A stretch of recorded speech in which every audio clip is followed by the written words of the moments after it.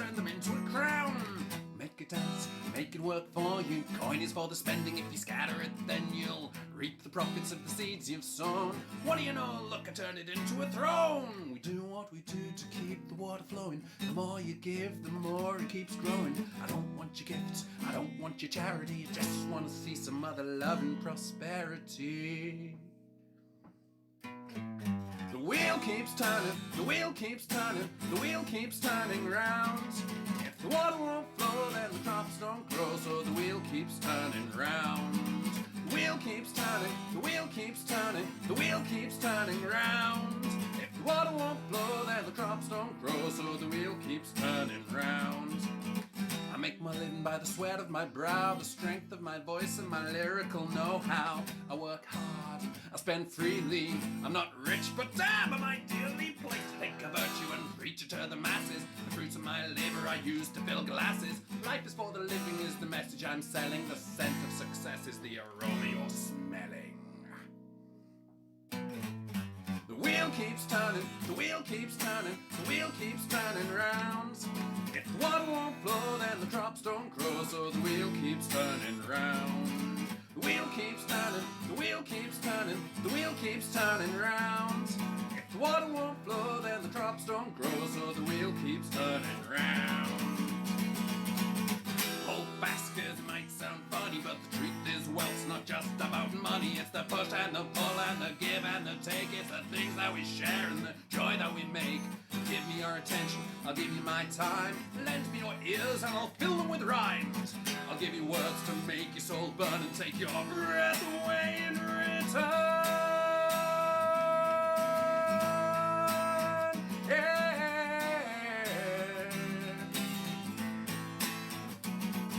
The wheel keeps turning, the wheel keeps turning, the wheel keeps turning round. If the water won't flow, then the crops don't grow, so the wheel keeps turning round. The wheel keeps turning, the wheel keeps turning, the wheel keeps turning round. If the water won't flow, then the crops don't grow, so the wheel keeps turning round.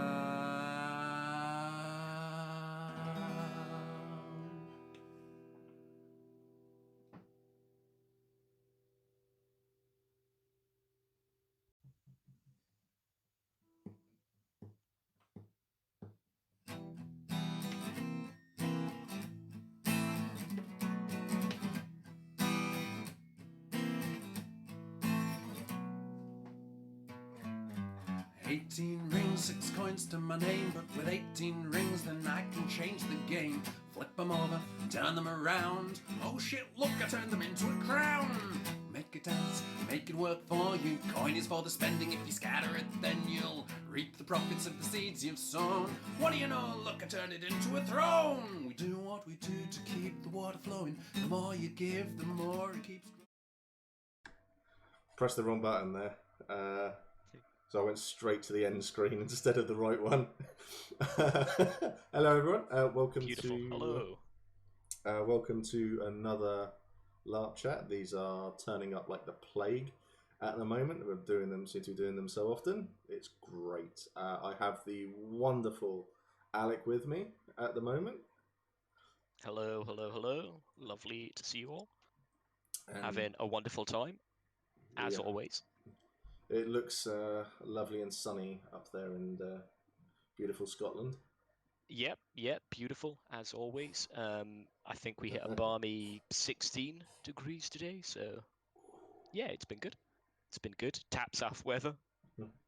Chat has just said, do you know there's an intruder behind you? Ah, yes, I am well aware of the beautiful back end, the mirror behind me. So you'll have that beautiful view. Excellent stuff. So what we'll do is we'll get a few questions going, and then we let it sort of has a natural progression to it, this thing. Yeah. So we keep on going on. Is this so no one can sneak up on him? The only person who can sneak up on Alfred the Bloody is Alfred the Bloody. Exactly. So we'll go through a few questions, and then if chat have any questions, then I'll just ask them, and we'll go on from that. My camera seems to be playing silly buggers still, So it may freeze. When I notice that, I'll Mm-hmm. refresh it, and then hopefully that sort it. Yeah, cool. Ooh, I made one live. Excellent. Well done, Pete. You've done well, mate. There's a couple of people who normally turn up to these with about 5 minutes to go. So Kai and Liam, they're normally.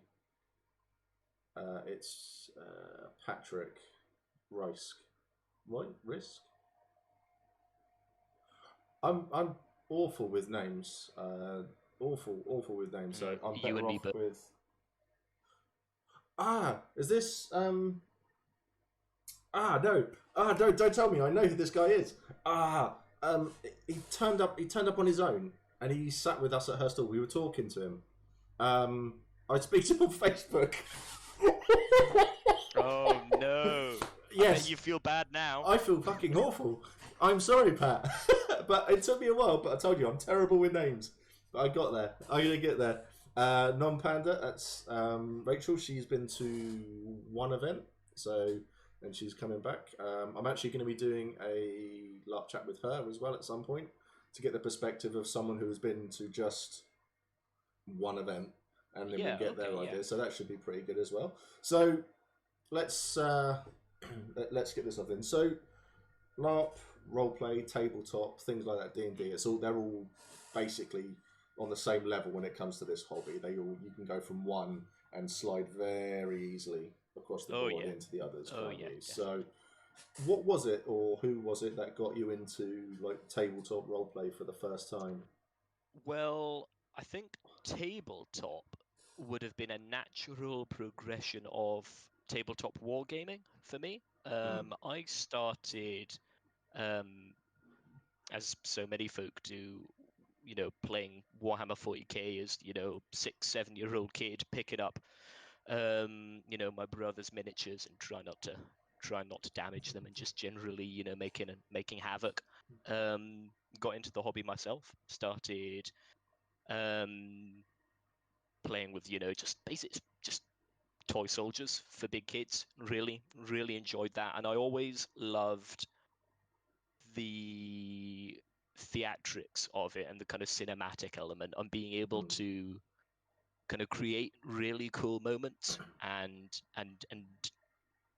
do stuff and create these visual sort of cinematic scenes.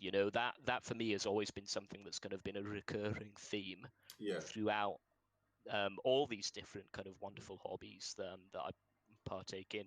Role playing in particular, I came quite late to. I first started tabletop with D&D 5th Ed, playing. No, sorry, I was GMing my first campaign, a Roll20 campaign. I played a mishmash of. I think it was Horde of the Dragon Queen, one of the 5th edition books that I sort of managed to mishmash with some of my own content and sort of jumbled it all together into this own sort of thing for my own ends. Really enjoyed that. Loved getting people together who were interested in that sort of thing. Slowly but surely, over time, started to explore using miniatures and using props and using more elements of physicality for what I was doing. And I think that is probably for me where the concept of like actually LARPing started to take root. Alongside this sort of time, I was playing a lot of a MOBA called Dota 2, and I was in a little a dark and horrible tale. I was in a little online community for the Hat Films guys, playing some Dota 2 there. Met an amazing, wonderful group of people, and through that community, met Smith as well. We started to play lots of games together, started to chill out,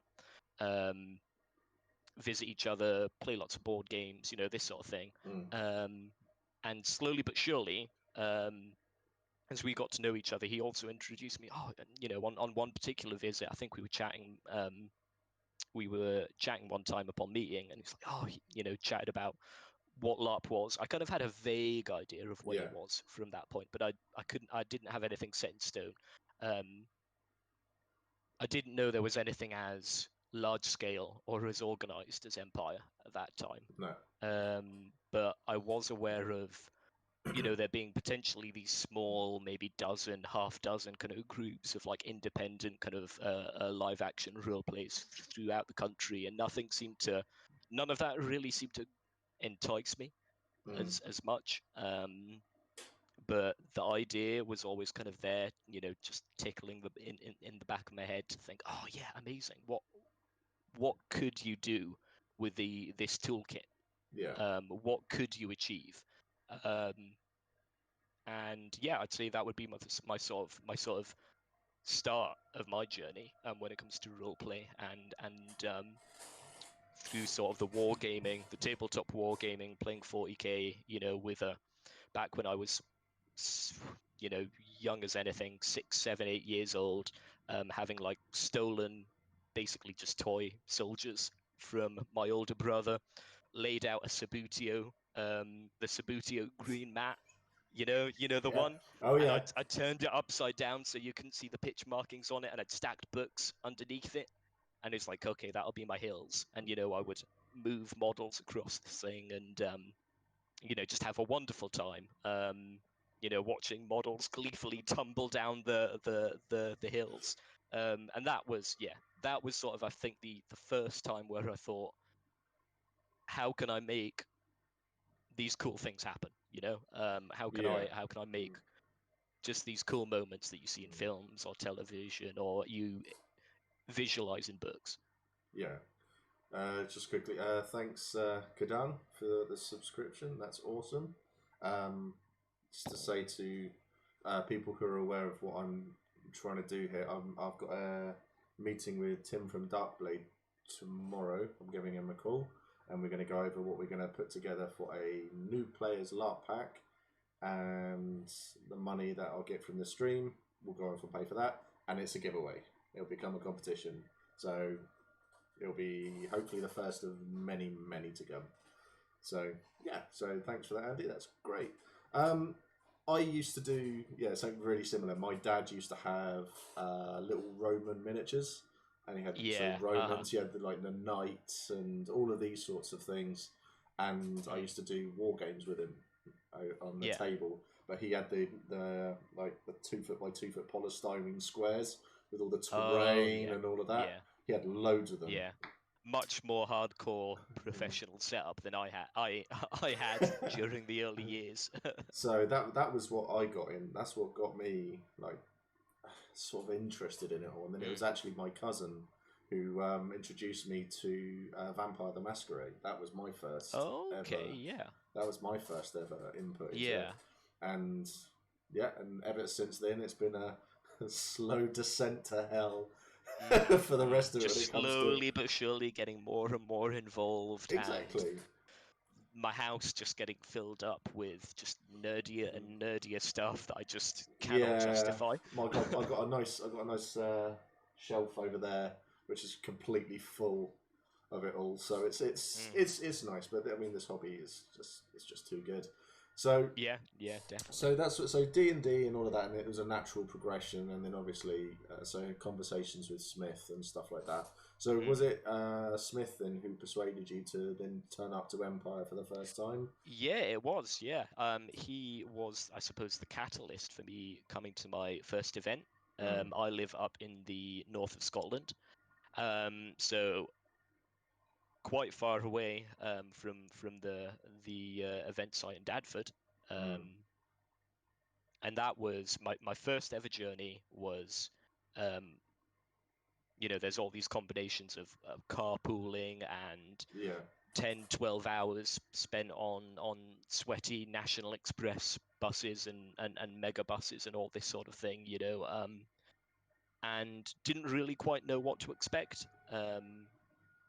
Little bit of kind of trepidation there, and a little bit of I don't consider myself overall to be like a super anxious person, but I think there was, in attending something like that, you know, it's unknown territory. You don't really know what kind of level to come in at, and how you know how the mechanics kind of work.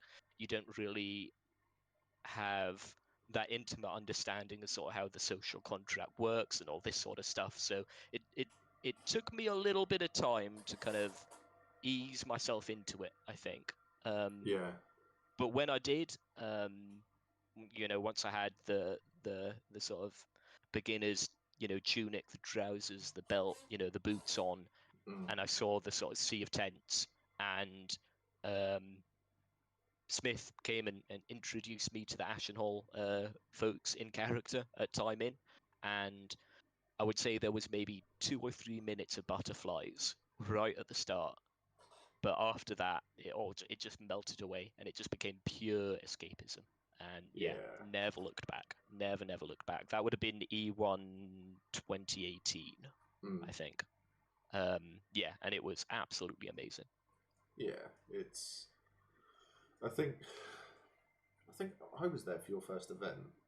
Yeah, I yeah. think I met you. That was the first time I met you as well, Mm. and I wouldn't have pigeonholed you as nervous or anything like that. But I think we're all in a way escaping everything ourselves, so we didn't really. Yeah. Nobody really cared.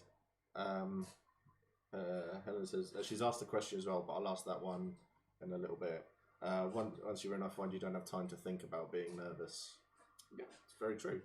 Yeah, definitely.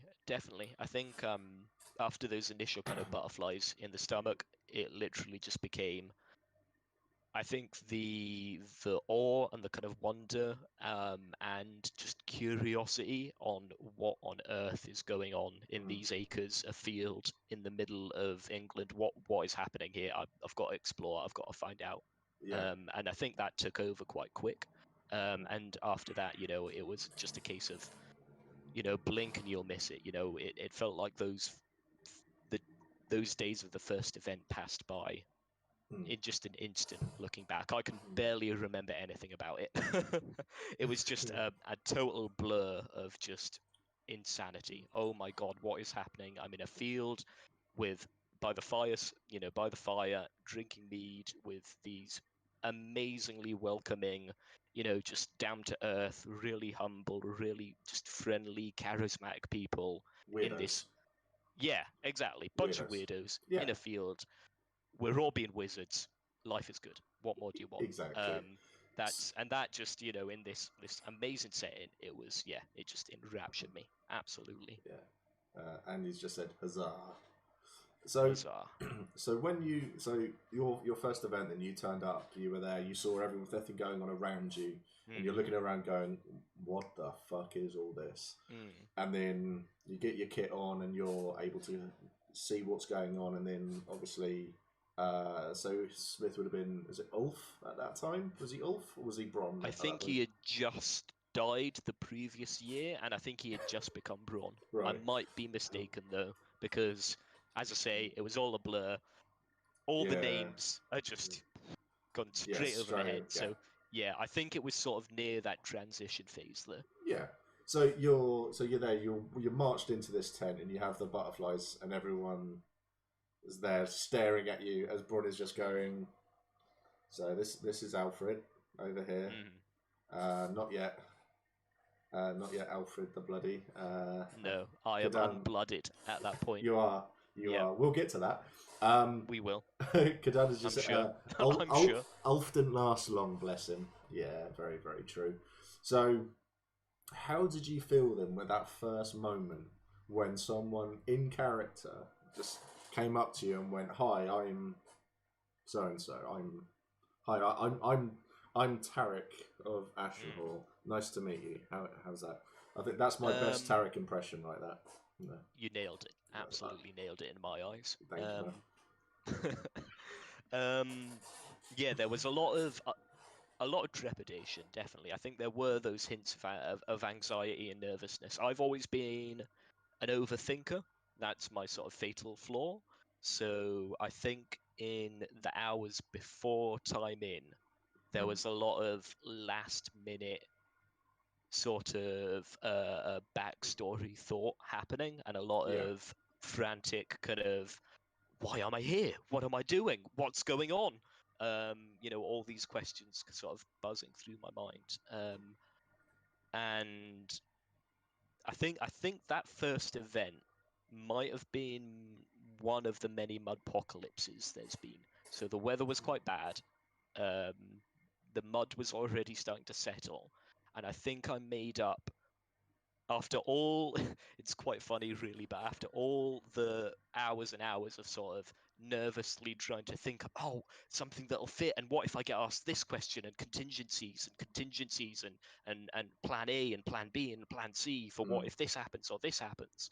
I think, if I recall, I remember seeing that the weather was just terrible, and having been introduced to the Ashen Hall tent, I think what eventually came out was just, I'm sheltering from the bad weather. Can I come inside? May I have some hospitality? And that was the extent of the backstory. That was all that got out, and that's that's been it ever since. One of the things that I say to everybody, because we've done a few new player chats, and one of the things I say to people is, in any situation where you're a bit stuck or anything like that, go up to any fire and ask for hospitality, and 99 times out of 100 you'll get it, and they'll sit down, and then you get to ask the wonderful question, so tell me about your backstory, and you get, and you're done, you're set now for like 3 or 4 hours, you're good, you're gonna have drinks, you'll be warm, you got a seat, and you're done.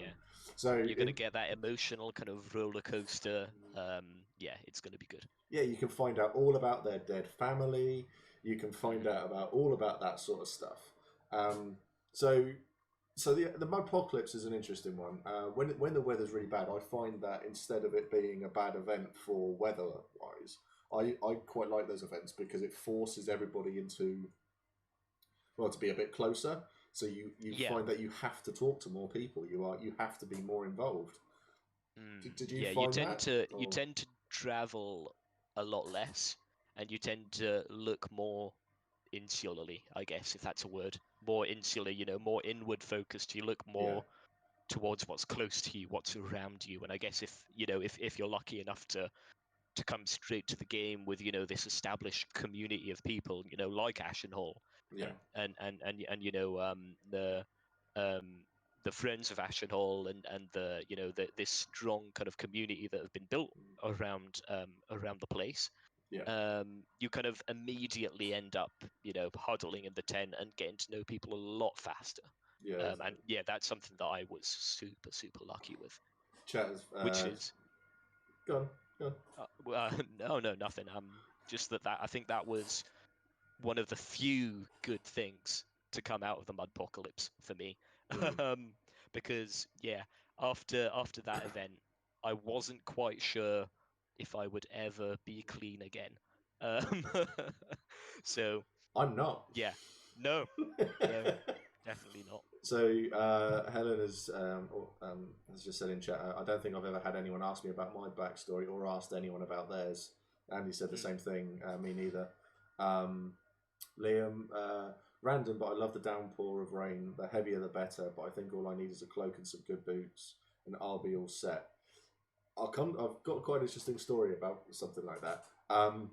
Backstory has become a bit of a thing that gets brought up quite a lot, because to start off with, no one ever asked about backstory. It's now becoming a thing, I think, that new people are doing a bit more and more and more and more. They're asking about people's backstories. I've done it twice now as Mac, and they've led to some quite interesting conversations. I discovered one person was a heretic, just because of their backstory, and they then asked.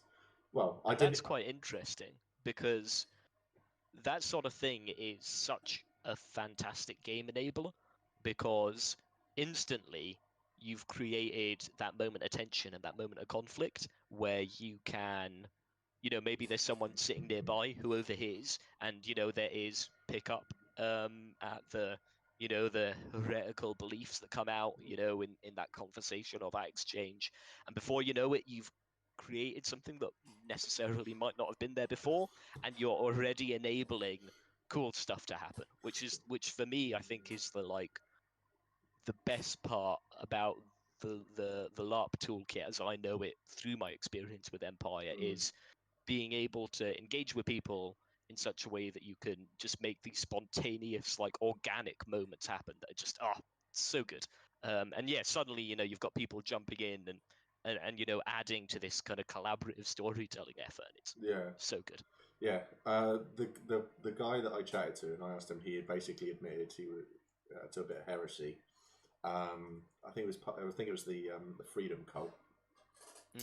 The other person in the bar, she turned around and she had heard there was only 3 of us in there, and she was sat there on her own. She looked quite upset, so I thought, give her a bit of space. She heard this. She turned around and came and sat with us, and then she was admitted to the same bit of heresy. Oh God, here we go. It was great. And now you're in a cult. And I'm just this like, is how it starts. It's like, oh, I don't know how to respond to this. Actually, I know exactly how to respond to this. So I ordered drinks for everyone. I bought everybody a drink. I sat down. We discussed a bit of heresy. The barman got involved, and we were discussing heresy. And then I left. I still see them. I still wander around and say hello. It's like, still alive then? It's like, yeah. So apparently it's quite a common debate with them now, whether about the Freedom Cult is quite fun. So we got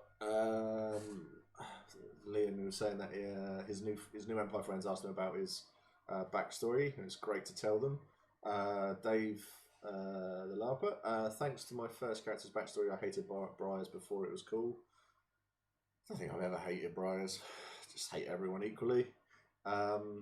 New Briars. The Briars are become the big thing again. It should be orcs. Hipster prejudice, definitely. I make very boring character backstories. I prefer them to develop in the field, so there isn't too much to say. Pete. Yeah, I think I would fall more on that side of things as well. Yeah, I don't think I have a backstory. You do, because you've got somewhere you're from. Yeah. So that's a start, and then it will grow and it will grow, and PD will always let you expand and expand and expand. Did a wonderful chat with Emma Round and Shek. They're on NPC and plot team, and they were basically giving advice on if you want to get involved in certain pieces of the plot, put keywords in there. Because PD do go through, they put in a search for it all, and it will flash up with this person. They'll read the backstory and go, "Yep, let's throw this bit of plot at them." But I've got a little story about the heresy. Yeah. Murder. My parents are intact for my backstory. Mine were until Kit. Who played a character called Dane, who's Max's in-character brother. So we were both going around with the terrible Irish accents and all of this, questioning everything and getting away with it all the time. I don't know how Mac's still alive. I really don't. And we thought we'd take something out of Scrubs. Did you ever watch Scrubs? Where JD's brother would turn up with a cake, and he'd go, "Oh, who died?" And that's what we did. Oh no! That's what we did. Oh no! So I literally turned up, and he was in a meeting, and I turned up with the little cake, and he was just like, "Oh, who died?" It was like, "Oh, Dad's dead." Didn't die of anything. Yeah. Died of old age. It's like, Dad's dead. Yeah. And that was it. It was like, oh. Bam. Plot point established. We did it. Exactly. But I saw someone in that Mudpocalypse who literally echoed what had been said about I need a cloak and some boots. Helen's right, cloaks are an absolute godsend throughout Empire. Even if it is boiling hot, still need a cloak for the evenings. And this guy, he was just walking around with his boots and stuff like that, and he took a couple of steps, then he stopped and he looked down because the mud had ripped the entire sole off his boots. Oh no. Yeah, so that's not what you need. It sticks so much. It's like I saw it happen to wellies as well. It destroyed so many boots. So it's why I now have a spare pair of boots, just in case. That's the way to do it. Just in case. So so that's Rachel. My parents are intact for my backstory. Kristen, parent is the most dangerous occupation in fantasy. 80% mortality rate. Yeah. Liam, my mentor and father from Backstory both died due to a potion making mistake. My character still wants to make potions. Yes, I saw you post on the book face about ideas and stuff like that. My other half is now here, and she is. More apothecaries, never enough potions. She is apothecary extraordinaire, so she knows it all. So you get your first couple of events under your belt, and you're a bit more established. So we say. Yeah. Finding my feet, sort of managing to just about get to grips with the kind of the basic mechanics and the sort of how interactions usually kind of go. Sort of getting there. How did you? So when did you get to a point where you thought, "Ooh, I want to go off and do this. I want to go off and try that." I mean, when was it for you? Because you're in the militia now. So when was it that you decided that was the route you wanted to go down to join the militia? I don't know if there was ever a set sort of specific turning point. The initial idea for my character was a sort of martial standard bearer, hornblower sort of character. But to do that, I had sort of these grand visions of crafting with my own two hands, a beautiful standard like some of the standards you see carried into battle by Wintermark and all the other nations, these beautiful pieces that get made. I'd seen some amazing pictures. I love the idea of the theme of warhorns sounding, shield walls crashing into each other, and I thought that would be really cool. I'd love to be involved in some element of that. So I was more kind of gearing towards the martial side of things, I think. So my real life job is I am a police officer, and I think elements of that kind of bled into wanting to just sort of toy about with what I feel like some of the quite interesting roleplay decisions that you make in role playing are often reflections of things that are part of your personality anyway, or things that are part of your that you maybe have a little bit of familiarity with, and I'd always kind of considered the militia, and it was kind of approached to me a couple of times by some of the Ashenhall gang. And eventually I decided, okay, I'm still not quite sure what my thing is going to be. I'm still, I think I hit maybe 2 or 3 events, and I felt like I've really enjoyed the exploration side of things, and I'm still kind of dipping my toes into that. I was loving, I managed to move these sort of ideas I had of sort of like battlefield support person more away from the idea of sort of bannerman and or sort of musician, more towards healing, and I sort of started to look towards combat physic and these sort of things, which I still really enjoy. But outside of the battlefield, I still felt like I was kind of paralyzed by that opportunity cost of being like, there's so many things I could do, and I want to try everything eventually. But if I choose one thing, if I just choose this one thing, I'm gonna be stuck. Like, I'm gonna lose all these other opportunities that I would have had. And that was just me for maybe two, 3 events. I've just been like, what do I do? I don't know. There's so much stuff. And yeah, slowly but surely, the idea of the militia got broached to me, and I thought, oh yeah, that could be really cool. And I think for me, a lot of the appeal was because of my work, the idea that I can do funny, zany, interesting things that I can do in a fantasy world that I wouldn't actually, like just these cool like, riffing on things that I would do in my normal everyday working world. and I can kind of play with some of those ideas, and I can build them into my character. And I'd say, yeah, that would be sort of where it came from. I wouldn't say there was a specific set point where the light bulb came on there. You're being discussed in chat at the moment. Oh, yeah. let's have a look. I'll read it out for you. So Dave says, "Oh man, you stopped by our camp and asked questions. You were so professional." Oh, thank God I came across as professional. So I was thinking that's probably the only nice thing that you're going to hear now. He's good at this pretending to be a fantasy copper lark. Never gives a fine though, and yet the criminals and let the criminals always pay. Yep, amen to that. So amen to that. you, so I'll just do. So Liam, I want to be non-com for my character. But I want a monster as an old orc with a hobble, grouchy old orc, because I have a problem with my knee, so it'll be a way not to run and stuff, but still have a battle as such.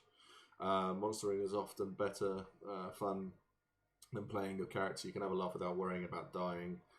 Is there like fantasy riot gear to stop bite warehouses? I don't know what that means. Is there like fantasy riot gear to stop bite warehouses? Someone have to explain that. Oh right, there we go, the drug. So yeah, how did I not know about the drug? I didn't realise that is something that is like a cool moment that I would love to see happen, and I feel like there needs to be some element of like collaboration between players. But if you could arrange a sting or like a raid, oh my God, that would be so cool. Like as in a like a fantasy moment on the field, yeah, that would be cool. So militia bursting in, yeah. that's already happened with the Assassins Guild, though, didn't it? When I've heard tales of this. Yeah, I heard about it. Well, the person who did it, they just walked in and went, "I want someone killed." They went, "Yeah, the Assassins Guild back there," and then the militia rushed the place. Yeah, amazing. So absolutely amazing. I'm now being harassed because I forgot what bite was. Considering the amount of drugs that Mac and Grim take, I apologise. That would be interesting to see what happens with bite, though. I would love to see. I know two groups who bring most of it into the field. Yeah. So this is. I would raid them on my own. I would raid it on my own, but half the drugs wouldn't make it back. Yeah. I'd be just dead. Yeah, you'd just not make it. You'd be flying. I need an Empire buddy cop movie so bad now. That'd be really cool. And we're going to be like that orc and human film with Bright. It got slated. Did you ever see Bright? No, I didn't. It's good. I enjoyed it. Is it okay? Yeah. Is it Will Smith? Yeah, Will Smith. Yeah, it was good. Yeah. I did enjoy it. Can you imagine how quickly word would get around about a raid? Yeah, quite quickly. All I'm hearing is Sergeant Angle, Empire version. Yeah. That's. I feel slowly but surely, through no fault of my own, that's kind of the trope that like I'm slowly slipping into without actually meaning to. So yeah, well it's been interesting. You have a wonderful nickname.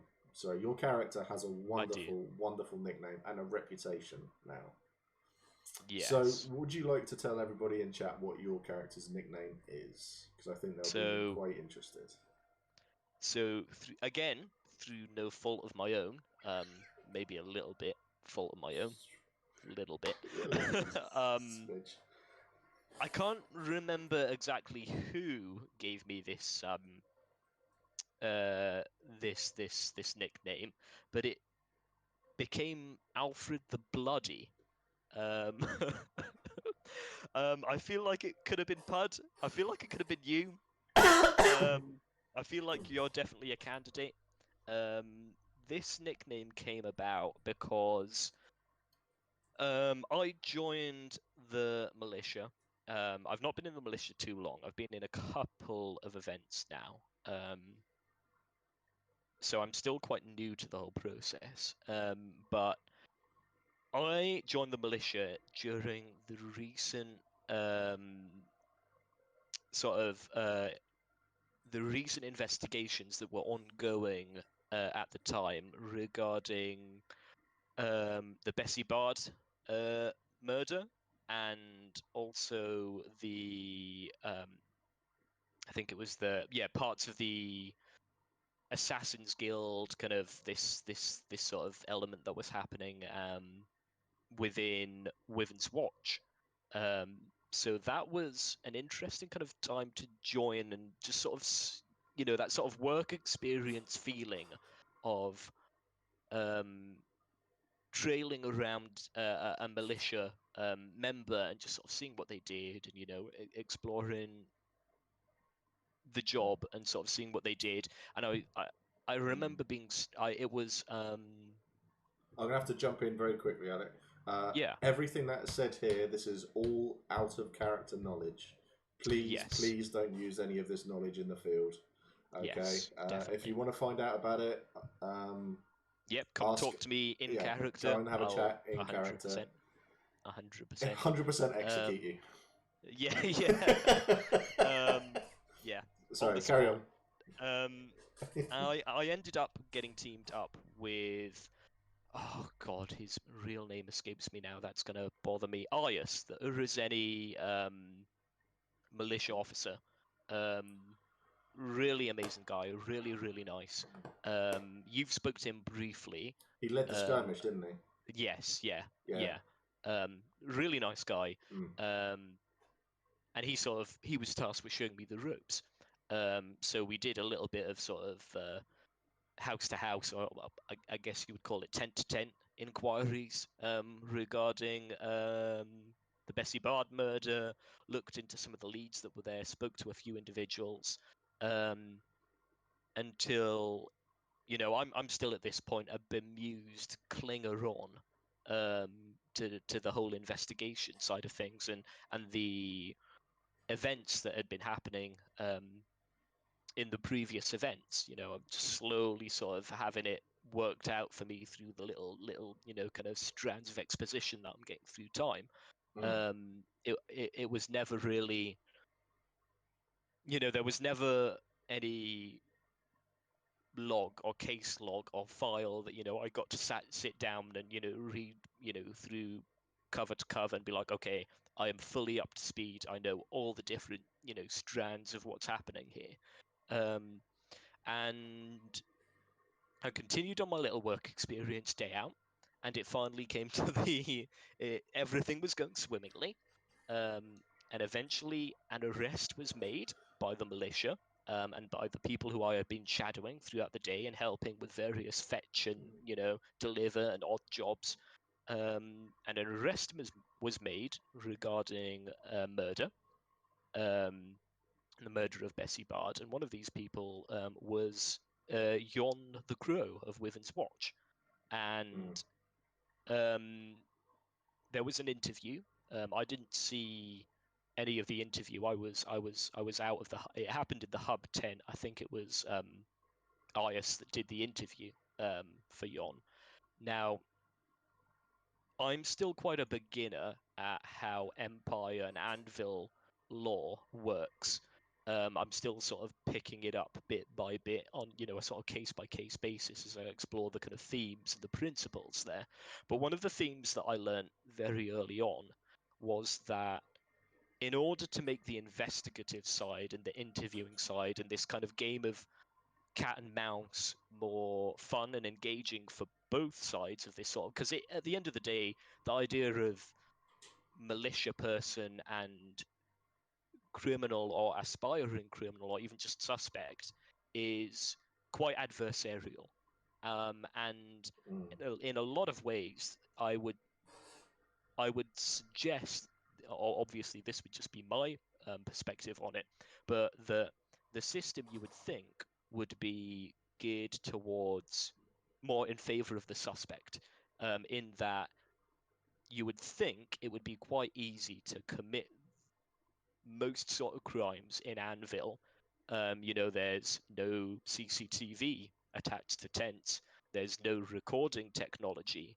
There's no DNA, there's no fingerprints. The militia is a small kind of hardworking, dedicated team of people that it's quite reactive. There's no sort of proactivity there in that it's not kind of patrolling around looking for stuff. Which is maybe something it might do in the future, and that could potentially be an interesting game. Who knows? But yeah, there's quite a reactive element there, in that something will happen, it'll be witnessed, or the aftermath will be discovered, and it'll be reported to the militia, and the militia will come in and investigate it from there, and then they will gather all the kind of loose pieces of evidence together, and actually being able to pin something on a person to a suitable level, you would think would be quite difficult. However, there's a couple of different ways that the Empire system addresses this, in that, to spare you the law lecture, there are NPC magistrates who are not players.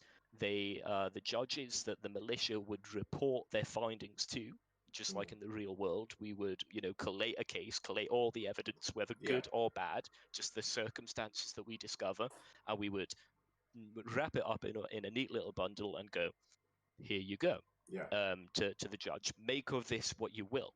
That is sort of the fact finding job. However, I was waving at chat. Sorry. No issues.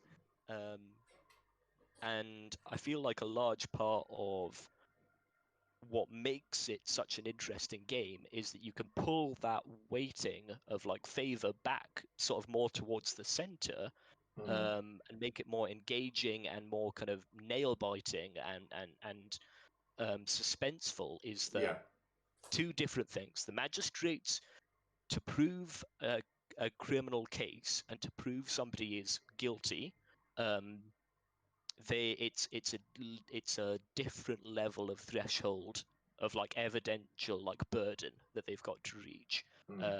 It's basically 50-50. It's if you're slightly, it's called balance of probabilities.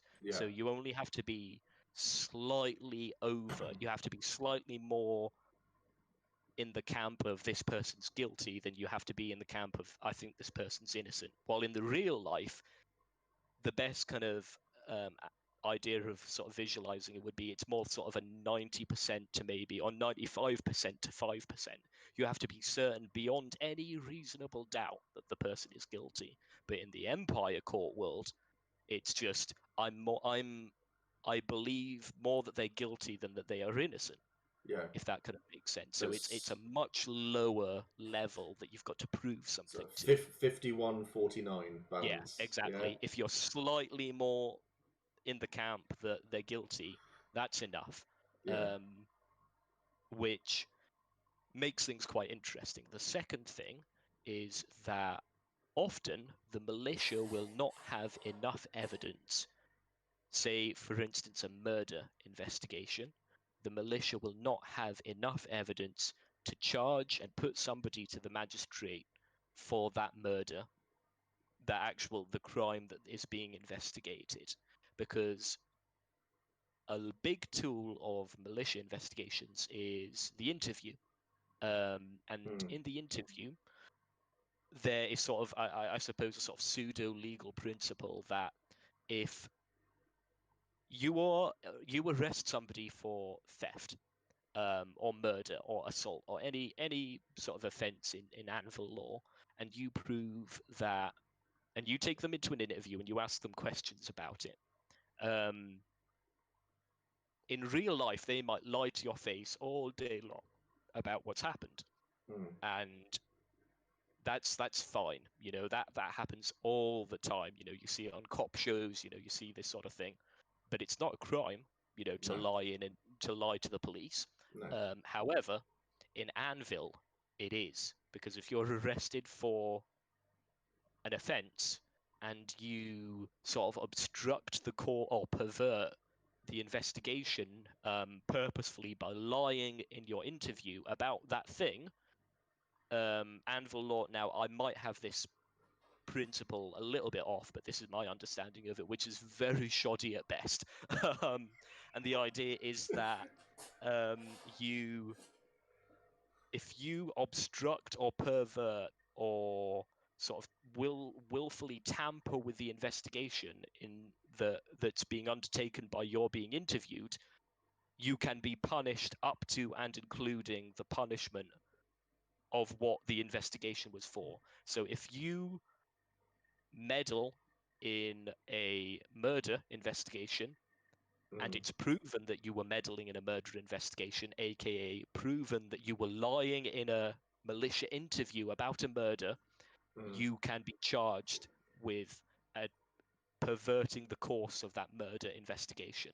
And that is how Yon the Crow, I believe, was charged. He was not charged with the actual murder, but he was charged with perverting the investigation by there was enough information contrary to his version of events in the interview where he said, I was doing this, I was doing that, I was here, I was there. There was enough information in from other witness statements and from other independent witnesses saying he wasn't here, he wasn't there, he wasn't doing this, he wasn't doing that, where he could be charged with basically up to and including the penalty for the murder, which was, in this case, a death sentence. So, cut back to little old Alfred on his work experience, having a wonderful time, just loving life. The investigation was coming to a close. I was just sort of milling about in the background. Various militia officers asked if I would sort of act as a de facto sort of, keeping the peace during the trial that was going to happen. It's like, oh wow, this sounds exciting. Let's see what happens here. We'll see what this is all about. So standing in the sort of horseshoe shape that forms around just outside the hub, and watching the trial unfold and hearing the different militia officers put their case forwards and the witnesses give evidence, and then the suspect Yon give his evidence, and witnesses for his side give evidence, thinking, wow, this is really engaging and interesting, and I would love to see and do and be involved in more of this, because it's just amazing, like organic, natural tension and conflict off of something so, such a cool, interesting, real world theme, but you've just tweaked the paradigm ever so slightly to make it a little bit more interesting. You've added this element of sort of flair to it. Pardon me. And it was like, oh wow, this is good. I could really do more of this. And then the evidence was finished, and the magistrate gave their speech and their verdict, and the verdict was guilty of perverting the murder investigation. And the sentence was delivered, and the sentence was to be, in this case, for a murder, a capital crime, death. And it's at this point that Ias, the the lovable rogue that he was, said, Alfred, you're going to be executioner. Stand behind the accused person. And my little face just dropped. All the colour sort of drained out of it. And it was at this point I was like, okay, now this is something that's going to be quite tense. This is going to be interesting. So as the verdict was read out, I slowly shifted through the crowd to stand behind the accused person, in amongst the sort of his various supporters that were standing on his side of the circle of people. And then the verdict was finally delivered. I was ordered to carry out the sentence, and in a sort of LARP context, shoved the accused to the ground and may or may not have stabbed him through the collarbone, sort of into the rib cage, and delivered that killing blow to the to the outrage and the horror of the crowd, which developed into a small fantasy public order incident. Excellent. Which again, super interesting. Something that it's taking this elements of like things that I would not normally get to do in my work, and suddenly it's I felt like the antagonist. I felt like the villain.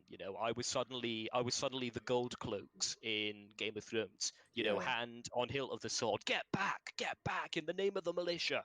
All this sort of stuff, and it was so much fun. Everyone's kind of shouting out, and murderers, unjust. Amazing scene, and I can only hope that it was as enjoyable for everyone else that witnessed it as it was for those that sort of took part, because one of my defining LARP moments. Excellent. It did create a lot of roleplay afterwards as well, because I know it was talked about at the Moot as well, wasn't it? Yeah. I remember I followed you around for a little bit as well. Yeah. I wanted it to kick off, so I wanted a fight so badly. But yeah, I could tell. That it was. So, Helen said that's the kind of insane law that she can get behind. And says, "You mean you can't just execute people?" Wow. Sadly, not on the spot. Yeah. So she's also said, "Is it hard to catch anyone in Wintermark because they all look the same?" So that's something that I think the militia and the investigations relies quite a lot on, is obviously like a person description, which in a game like Empire LARP can either be really, really good and unique. It'll be the person dressed in all black, feathers, elaborate, face mask, war paint, and you'll be like, oh yeah, I think I could walk around the field for maybe 2 to 3 minutes and I'll spot that person pretty quick. Or it can just be, I don't know, they had dark clothing. Think they were maybe Wintermark. They had like some dark green. They could have been Navarre. It was in Murder Alley. Light was dark. The lighting was quite dark, and it could have been absolutely, it could have been absolutely anyone.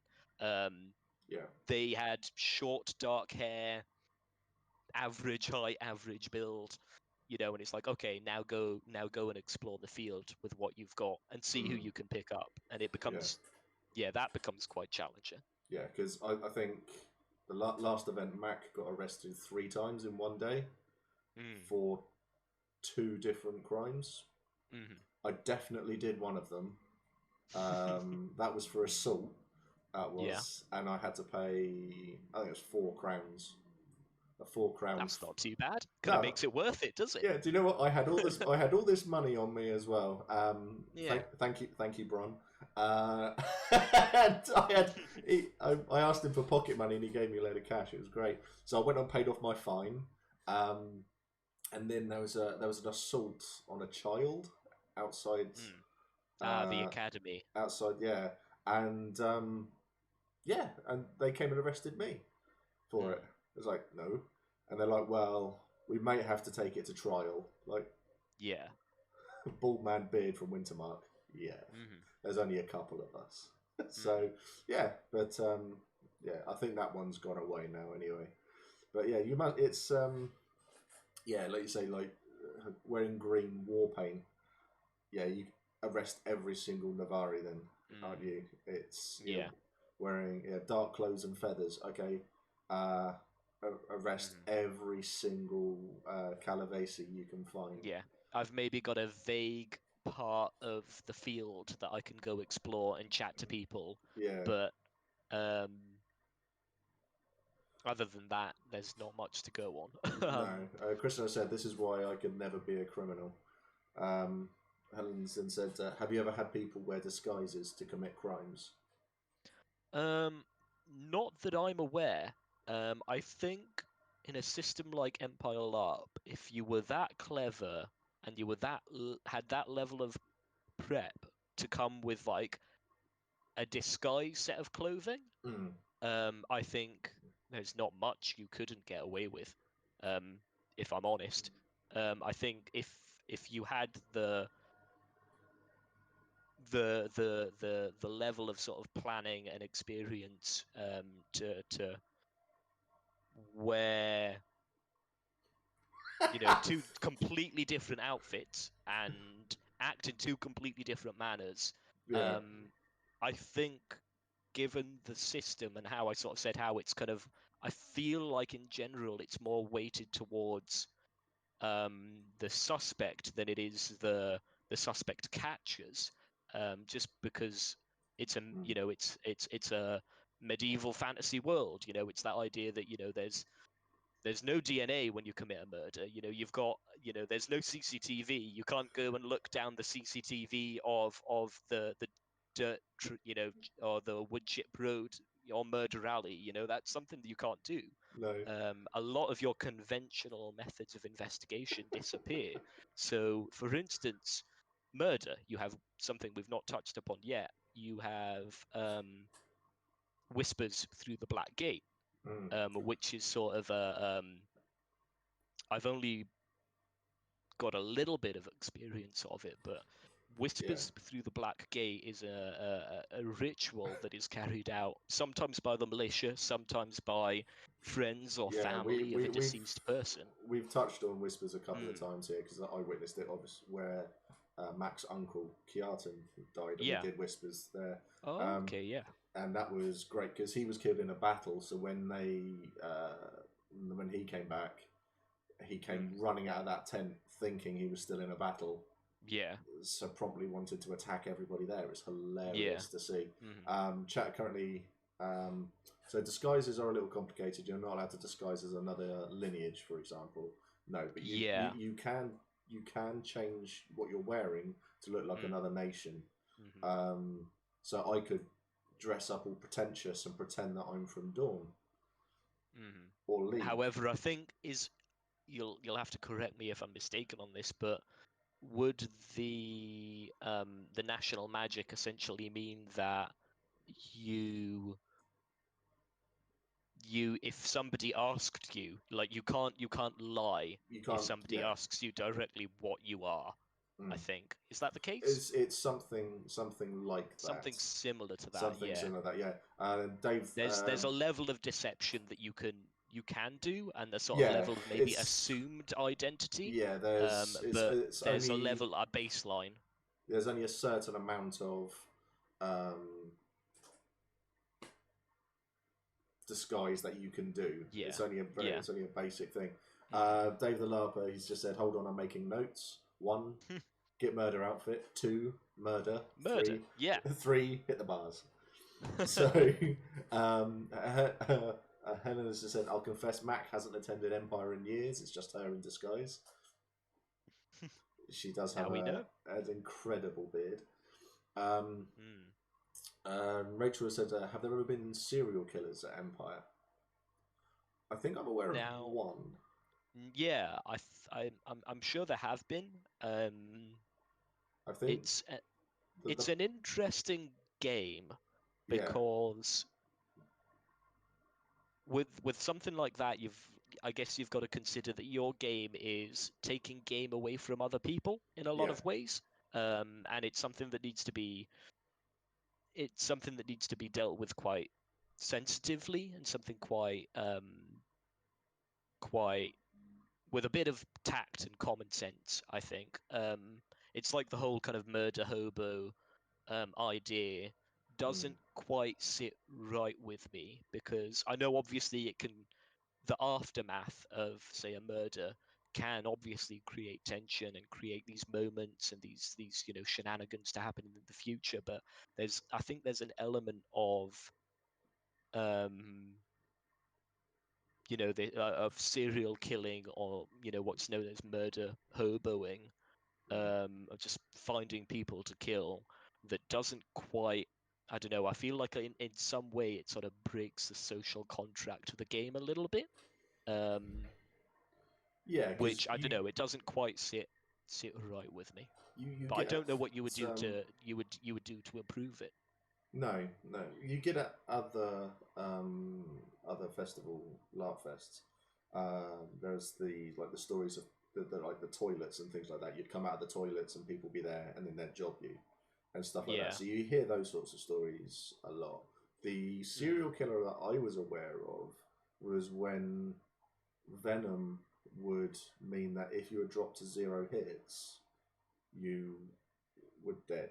There was nothing. There was no bleed count. There was nothing. It was just that was before it all, and it was 2 people who were going around, and they killed quite a lot of people. Yeah. So one would they'd have a little crossbow with them, and one person would walk up to someone, venom them, and the other person would shoot them with a crossbow, and it would be impale, down, dead. Yeah. Hits in a soft target, and then that's that's down. it. So that's one that happened, and I think that led to a lot of stuff from PD there. And I think quite rightly so, because yeah, definitely.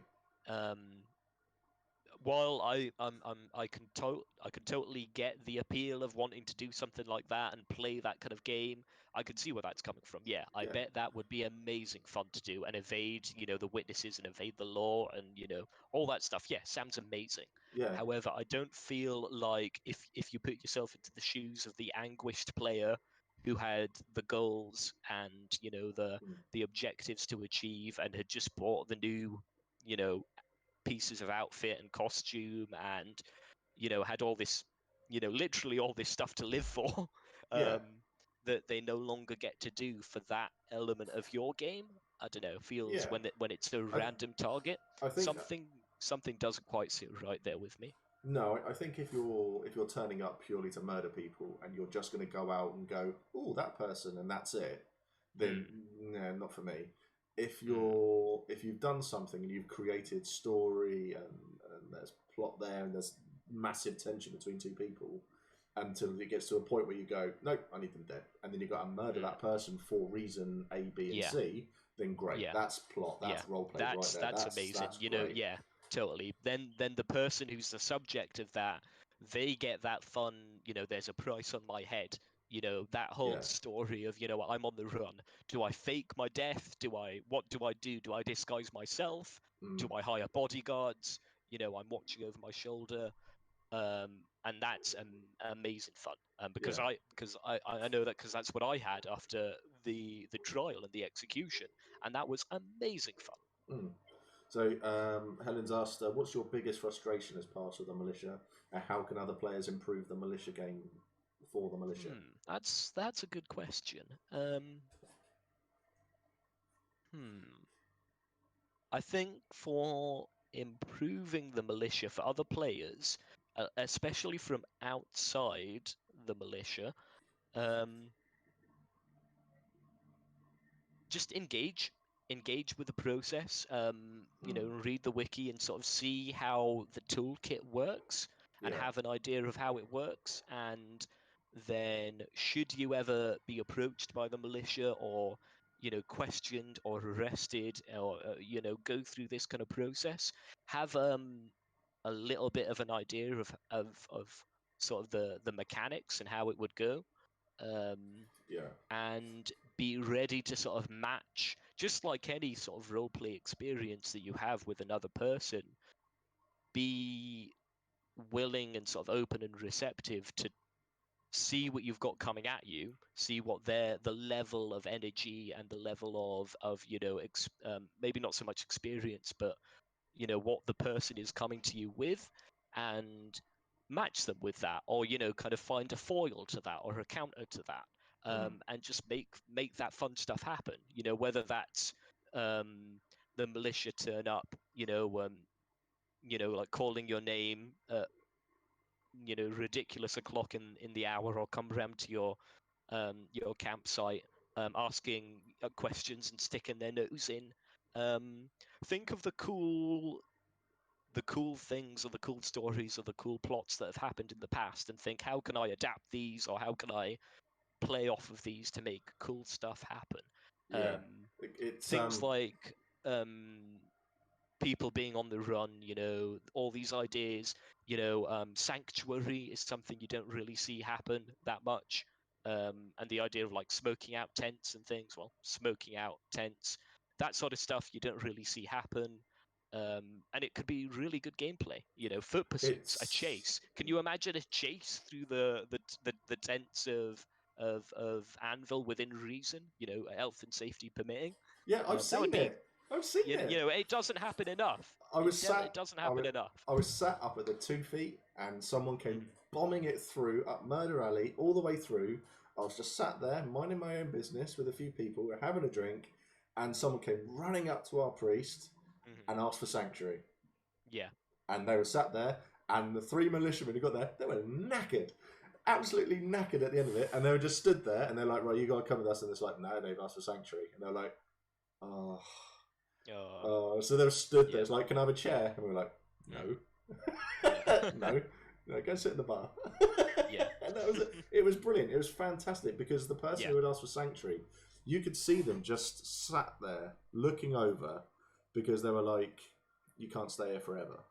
It's either now do you go be brave and face it, or do you go off and run in that direction away from them and let the chase continue? Yeah. So, so sanctuary is something that you can ask priests for, and it's like a religious thing. It's like churches are sacred ground and stuff like that. That's the sort of idea behind it all. It's a very very good mechanic, and you don't see it enough. So Dave the LARP, I've chased someone down in the middle of the day and nobody did anything. People don't want to get involved. And I think that's an element of it would be nice to see more engagement and more involvement with that sort of thing. It would certainly make me happy. I do it in the real world. I do it in the real world. I don't do it in Anvil. I have to admit, if I see a criminal, I've been to court a few times as a witness for things because I've got involved in stuff I probably shouldn't have got involved in. So Helen said, I've seen a chase and I remember wondering who those idiots were doing, and then I realised why the guy got arrested. Dave, I didn't kill them, by the way. Just a cheeky cleave. You can never go wrong with a cheeky cleave. A cheeky cleave, little cleave to the ankle, amazing. Love it. I've done a cheeky cleave in front of a magistrate, and then the person I cleaved started screaming out that they deserved it. So the magistrate just went, fine, and walked away.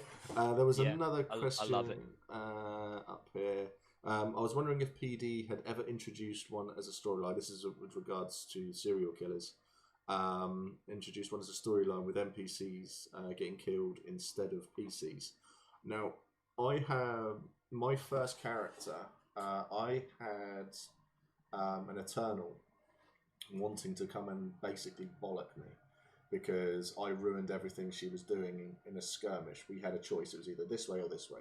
So I was going to piss someone off regardless as my own character. Yeah. And they sent a herald down. And they came to have a word with me in the hub. And they walked in with their nice 5-foot spear and stood there. I only had my knife on me. Yeah, my knife. And they started shouting, screaming, sharing. And the magistrates there going, there's not going to be any fighting in here. So no fighting in here. The militia were there going, no one is going to fight anyone in here. Nothing like that's going to happen. And as soon as the herald lowered their spear, I was stood too close to them. So I could essentially just shank them up a little bit. Yeah, so they went down. Batted it out of the way. Yeah. And then they stabbed me a hell of a lot, and I had to have surgery on the hub floor. But that herald went off and found the other herald of the opposing Eternal. Yeah. To kill them. Oh, okay. It was brilliant. It was so good. I got accused of the murder until the medical people from the hospital were there. Basically, it's like, no, he couldn't have done it. We were like, he was with us. We had his rib cage open at this point, and we were removing things. It was so good. It was fantastic. But PD do it. NPCs definitely do get killed out there. They definitely do, and it's not always PCs that do it. So if you that is amazing. I've never had the luck. As I say, my militia career is still quite young. I've never had the experience of something like that. But oh my god, absolutely amazing to get embroiled in some NPC plot lines. plots, conspiracies, murders, intrigue, political stuff, trying to sort out right from wrong, moral dilemmas even. Oh, yes, absolutely. I would just nom nom nom nom nom. I would just eat that up. Love it. Absolutely love it. So, not Goldhawk. I don't think I quite understand the sanctuary thing. Can you only ask a priest for sanctuary? I'm pretty sure that it's. I think it's something you have to learn. I'm not a priest, so I'm not 100% certain on that one. Yeah. Oh, Helen's dealt with it, so that's the link. Yeah, there we go. Much better than anything I can do. I don't like. Yeah. I don't like Our reading. sort of vague knowledge, spurious, kind of facts. Yeah. So yeah, Helen's given out the actual. So she's good at that. We normally have Kai and Emma in it, and they are also pros at the wiki. So, and they're normally very, very good at that. So, but yeah, so have a read of that, and that'll give you more on what it actually does. But if you ever want to commit a crime, you can do that because because Cernanos, my first character, got executed for a murder that 2 other people did. So that must have been the whole. Well, I don't know what it was really because I answered truthfully to everything. So I don't know what it was, but anyway, they executed me. Sorry if this is kind of a silly question, but earlier I forgot to ask when someone said about adding keywords to your backstory so PD can send plot to the said person. Is that on your character creation or online like Facebook or socials? On the PD website where you actually submit your backstory, where you have the few questions, you've got in there. You can put in right in your background essentially. They're looking for keywords: heresy, freedom cult, Eternals, the name of specific Eternals, things like that. That's what PD are looking for because that's what they'll put in. So if the plot writers are doing something regarding a specific Eternal, and then they'll filter, all these people are interested or have this link to that Eternal. Amazing. Let's send stuff their way. Yeah, because I constantly go on about Cathan Kane as Mac, because Mac has a bit of an obsession with her, because he wants an ice castle. Who wouldn't? Exactly, it's amazing. So yeah, there are other things that you have to do to earn an ice castle, but we won't go to that because this is that's not child friendly at all. But yeah, you get to spend a night with her basically, and you earn it, and it's like a reward for doing things and basically being showing a lot of fortitude. So, oh god. Yeah, but yeah, when my first character got executed, the magistrate was fantastic. I can't remember his name.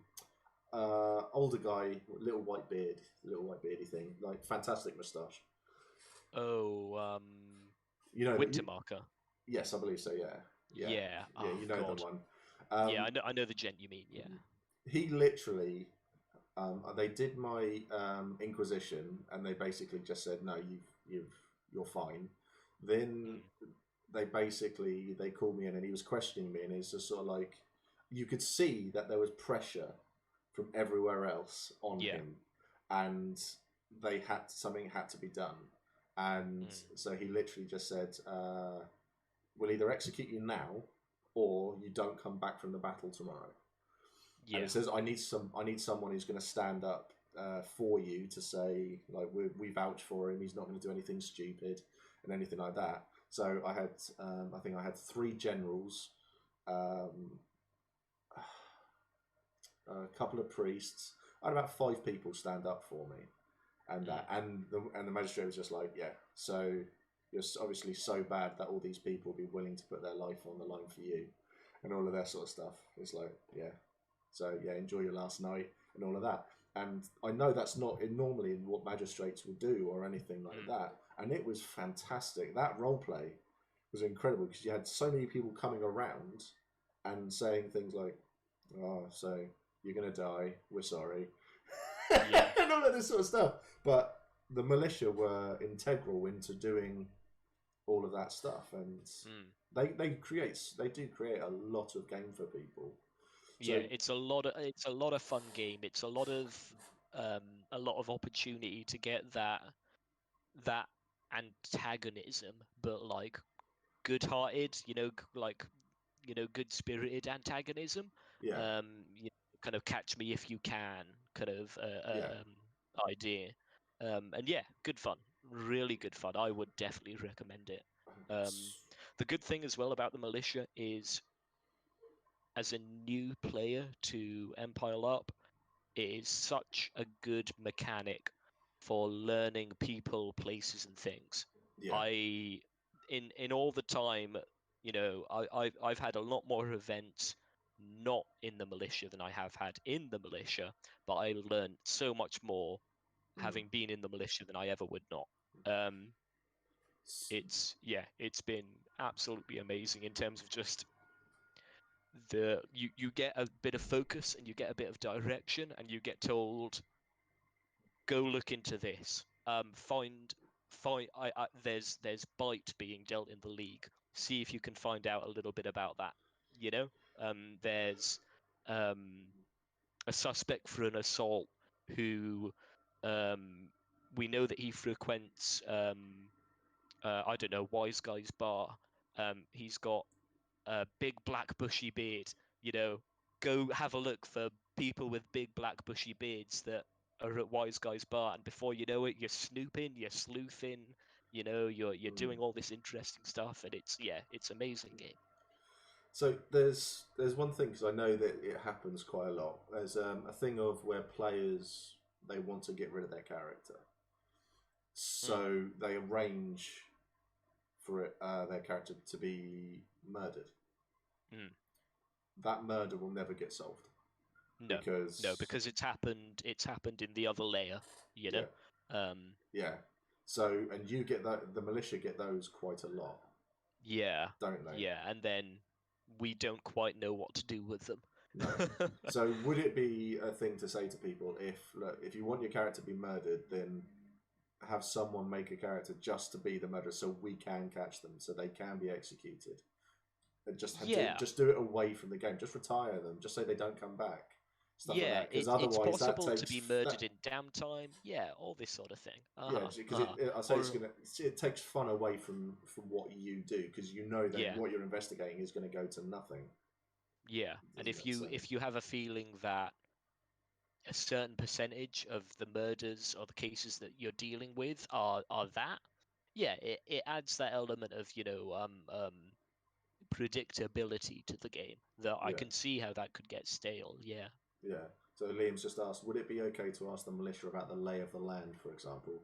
Which areas to avoid, if any, as a new player, or something similar to that? Oh yeah, totally. I feel like that's an amazing way to sort of introduce yourself to people that you might normally not speak to. Maybe get a little bit of flavor or a little bit of sort of background that you wouldn't otherwise have gotten.